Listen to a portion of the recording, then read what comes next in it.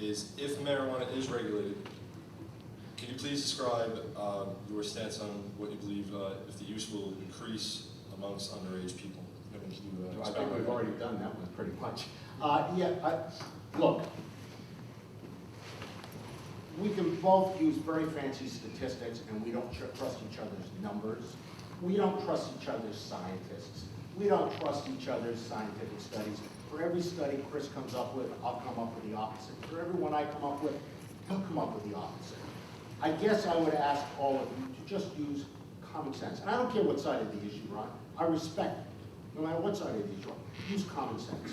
Is there anybody in this room who, honestly, does not believe if marijuana is legalized tomorrow, we will have far more users? Yeah, okay, that's one.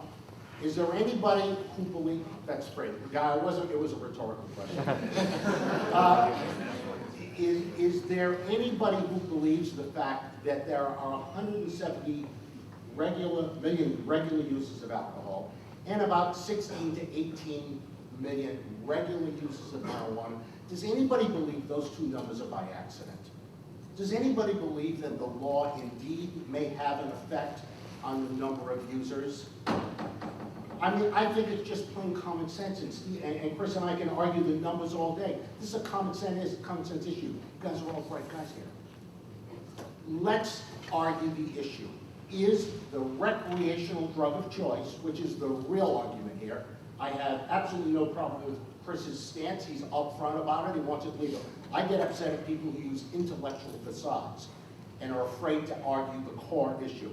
If the core issue, as I absolutely believe it is marijuana happens to be my recreational drug of choice. You have your recreational drug of choice, which is alcohol. Why can't I have mine? Why do I go to jail and you aren't, and you don't? That's a fair argument. Let's you convince the American people to buy into it. We did convince the American people to buy into that argument on alcohol, and that's exactly why Prohibition did away, because 85% of Americans did not support Prohibition.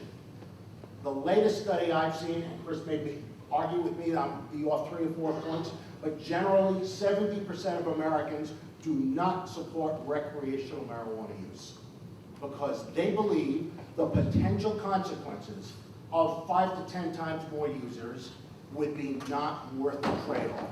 I am far more interested in doing away with the problem of alcohol. I think binge drinking on college campuses is probably a bigger problem than anything we're talking about tonight to young students.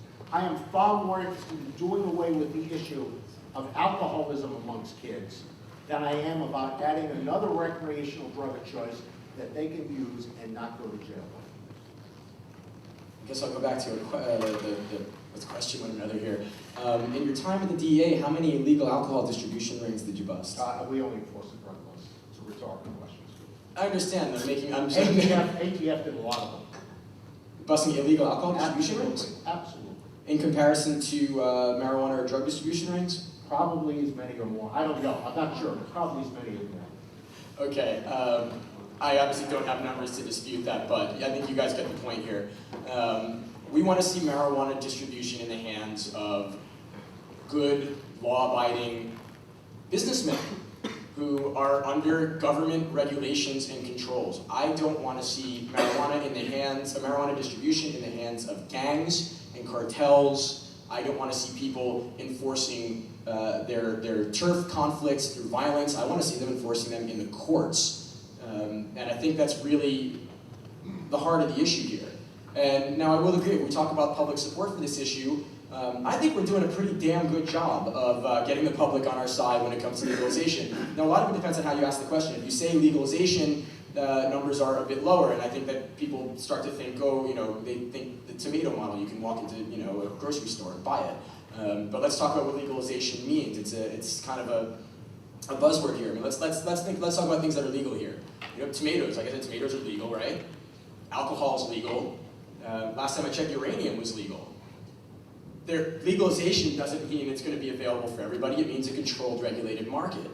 Now, if you ask the question, as a recent Gallup poll did, do you support taxing and regulating the sale of marijuana, we're up to about 44% support of the general public. It's very, very close. It's a very contentious issue. And I'll say, you know what, that's pretty good, considering that if you total up the budgets of every drug policy reform organization, norml, the Marijuana Policy Project, the Drug Policy Alliance, Students for Sensible Drug Policy, DRCnet, the ACLU Drug Law Reform Project, and all the state and local groups, combined, they maybe total $35 million.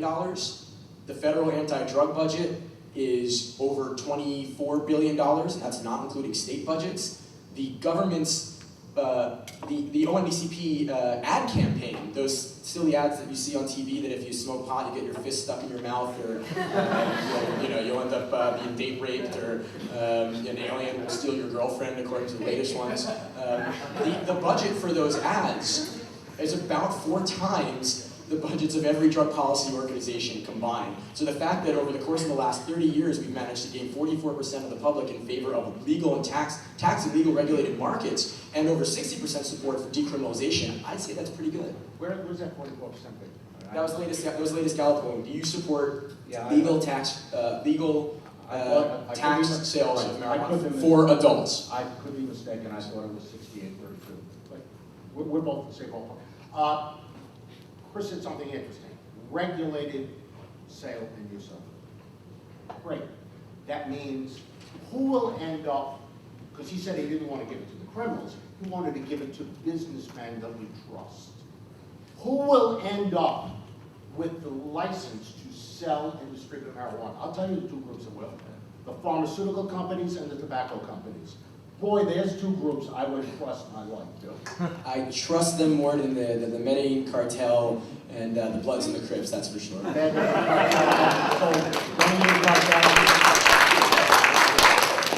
I will argue with you, frankly, that the tobacco companies have killed a hell of a lot more people than either the Medellin cartel or the Bloods and the Crips. Not that they're regulated markets, that's for sure. And again, look, I'm not a big proponent of alcohol or tobacco, but let's talk about our regulatory system for tobacco here. We have, over the course of the last 15 years, engaged in a very good ad campaign, public education campaign about the dangers of tobacco. And what we've seen over the course of the last 15 years is that we have literally halved the number of tobacco smokers in this country, tobacco users in this country, and we did it without arresting a single tobacco user. I think that we could actually decrease the use of marijuana under a legal regulated market more than we can in an illegal criminal market with these ridiculous, unfactual propaganda ads. You know the interesting part, Chris and I are actually fairly close. I believe, since nobody's asked the question yet, if I were given choice, if I were drug czar, which I would never be for obvious reasons, if given the choice, I guess what I would do was have sale and possession of marijuana a crime but a non-jailable offense. Same thing as speeding tickets, that type of thing. In fact, de facto, that's what it is in New York City right now. It is a subpoena offense. You get a speeding ticket.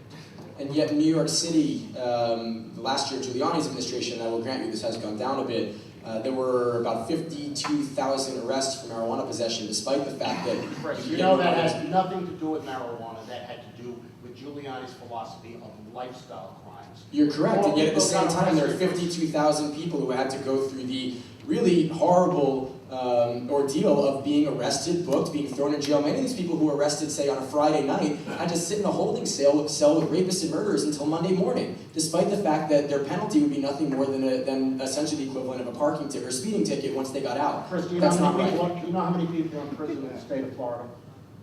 In the state of Florida, I don't. Because I'm we're in in the United Florida. States. We are in Florida. Yes, Do you know how many that. people are in jail in the state of Florida? I do not know the number in the state of Florida. I know it's 2.2 million nationwide. Right. It's about 178,000. Now, how many are in prison in Florida for the possession of marijuana for your own use, where it was not busted down from another crime? In other words, illegal. Very, very few. Thank you. Very few. I agree. And I'm The not answer talking is about... the answer is somewhere between 100 and 300. And that's 100. First of all, that's 100 to 300 too many. We agree. We agree. Second of all, nobody should have to go through the ordeal of even being arrested and getting a criminal record because they chose to smoke marijuana responsibly.